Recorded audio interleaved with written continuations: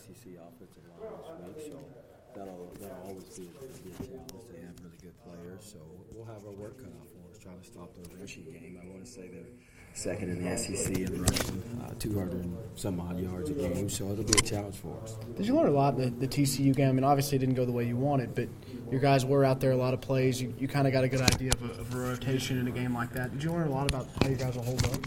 Yeah, I thought our guys, as far as holding up to the tempo part of it, did a nice job, and they handled the substitution well. And, once again, I want to continue to try to keep my guys as fresh as I can and keep subbing for them. Coach, with so much change-up on the offensive line for those guys, I think this week they're projected to start their third different center. Does that make it difficult to prepare for them? Yeah, I mean, I guess from a standpoint, because you don't know exactly where a guy's going to be.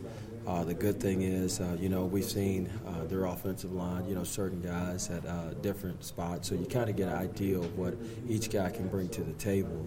You just don't know the final lineup. So we're going about our business and, preparing for a great battle up front with those guys. Number 90 for them, for Louisiana in the last game with Texas A&M, had a pretty good time getting in the backfield and stuff. What did you see out of him that would allowed him to get back there? I think some of it was, he did a good job of using his hands, and Texas A&M had a breakdown. I know one time there was a miscommunication, and he was able to get in the backfield. But I think the thing that stood out to me, why he had success, he played really hard. He played really hard, and he gave great effort, and he was able to exploit some of his talents against them. So it'll be interesting, like you said, kind of to see where they put their pieces for their line this week. McTelvin, I guess, would be a little further out than that guy would. I think he was mainly over the guard. But what do you expect out of McTelvin? Is he reaching his potential? What you thought out of him? Well, I think from the first two games, I think he's done a nice job. But we always talk about SEC strain, SEC mentality. So here's your first SEC opponent, and you got an opportunity to do something you haven't done since you've been here, and it's to try to get a victory against Texas A&M. So. I would expect him from that standpoint. It's SEC time. Now we got to take our game to another level. Those are my expectations. A&M really wants to get that run game going, it looks like to me. One of the keys to slowing those dudes down. Well, you got to the thing about A&M, they have three really good tailbacks, and they're really, really patient. So as a defensive lineman, you have to do a great job holding your gap and playing in your gap. Some of the runs that I've watched them get on people, UCLA, Lafayette, and Nichols, defensive lineman is in the correct gap, and then he peaks too early and the back cuts it back. So you have to be really patient.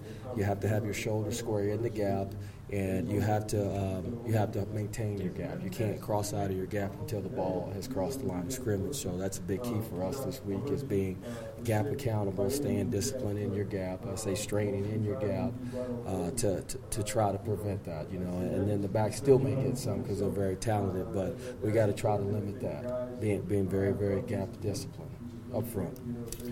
Mond, it looks like he's kind of growing into the role. What have you seen of his progression from the UCLA to the last game? The thing I noticed, he settled down a little bit, and he started to hit some throws in the Lafayette game.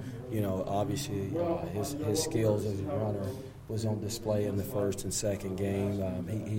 He can run the ball, and he settled down, and he had some really, really nice throws in Lafayette. He threw some nice balls. So I feel like just off the tape, what I've seen the last game, he started to feel more comfortable.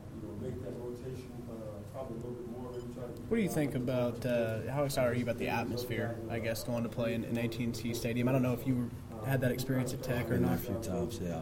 Well, I guess in the NFL too. Yeah, we played there. What's that like? Do you have to, keep your players from getting too amped up? Is it just fun? Let's talk about that a little bit, if you would. Well, as a college football player, to be able to play in, I think the best stadium, and I've been in College Stadium.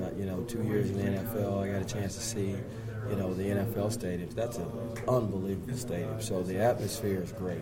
To be able to go in there and compete, I think it just brings another level of excitement to you as a college football player to go and play in that type of environment. So I would expect both teams to be jacked. up to go in there and play in front of that. I mean, it's unbelievable. You know, you can watch the jumbotron and watch what's going on in the game. You know, it's crazy. So I think the environment will be good. I think the guys will be extremely excited and give them a little extra juice. And speaking of extra juice, what was it like to see the players' reaction when they saw those new uniforms for the first time? Can I say it was Christmas in September for those guys? They just unbelievable excitement. You know, I don't know who designed this, but they did an outstanding job with them, and I think the guys will be really juiced. I know you did a lot of recruiting, I'm sure, during the bye week. How did that go? Great. We kind of hit the trail hard, fast and furious. It's kind of reminiscent of spring recruiting, and it went well. We got a chance to see a lot of coaches and visit some schools. Were you able to get out to Georgia and see basically everybody that you wanted to? Yeah, we were able to get out to Georgia and see all the coaches that had guys that we wanted. It was great. Thanks. Great. Thank you. How deep is your rotation this week, Coach? It's you know, I'm going to try to play 8 guys. You know, so that's what I can't. I want to say we got 8 or maybe even 9 in the last game. Yeah, the last week. So I want to get as many guys in as I can. I think the fresher we can stay, the better off we'll be. Is Hayes in that this week? Yeah, he's Dylan is having a nice week of practice. He's progressing well.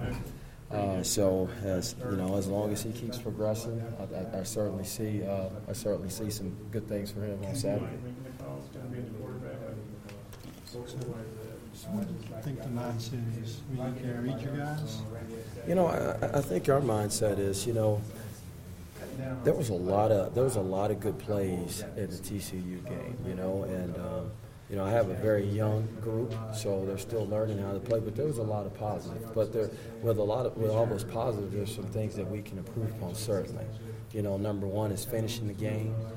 Number 2, you know, making sure we're 100% every time on assignment and alignment, you know, that type of stuff, and handling, you know, adverse situations.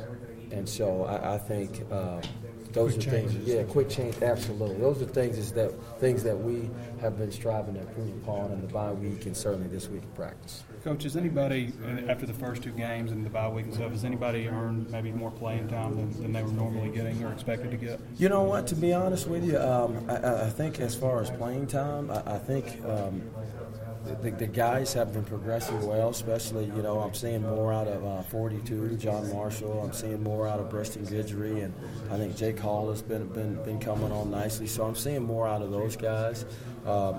I could, you know, it depends on how the game goes, but I could see us getting those guys involved more, because once again I want to keep, you know, Sosa and TJ and definitely the nose guards. We roll those guys very a lot. I want to keep those guys as fresh as possible. So those younger guys have been coming on, which is what I wanted to see. And we just got to keep going. TCU subbed a pretty good bit. Mm-hmm. Does Texas A&M sub? It allowed you guys to get some fresh defensive linemen in there. Does A&M do that a lot? They do a little bit. So, but you know, once again, I think we have we'll do the best we can to get those guys in, and when we have those opportunity spots to get them in, we'll roll. Thanks, Coach. Thank you.